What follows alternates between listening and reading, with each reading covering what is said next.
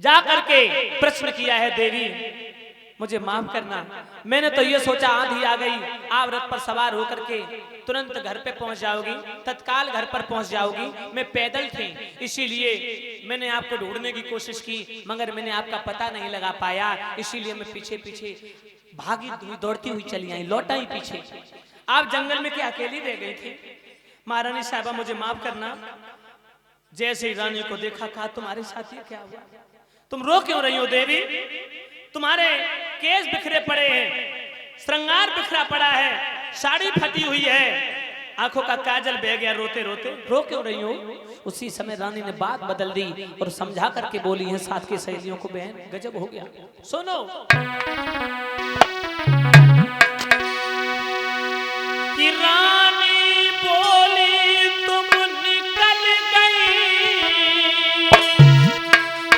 और बंदर ने मुझे पछाड़ दिया,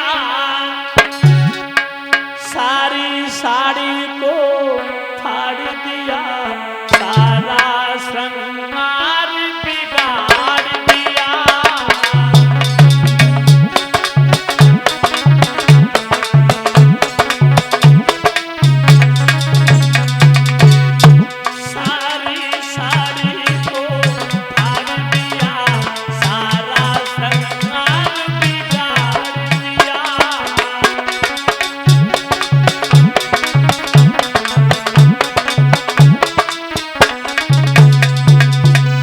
रानी ने कहा देवियों तुम तो अकेला छोड़ के भाग आई, तब तक एक बंदरों का झुंड टूट पड़ा मेरे ऊपर, बंदरों की टोली ने आकर के मुझे दबोच लिया, मैं भागी मगर भागने नहीं पाई, साड़ी पैरों में उलझ गई, मैं उलझ के गिर गई।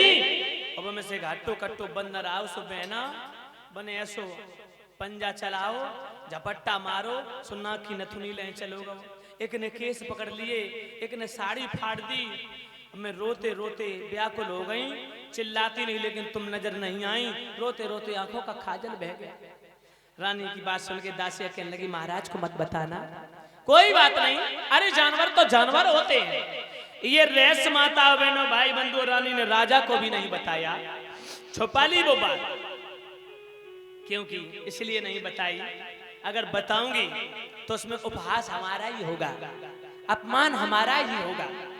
रानी ने वो बात छुपा ली। इधर धीरे धीरे समय यूं ही व्यतीत होता चला गया।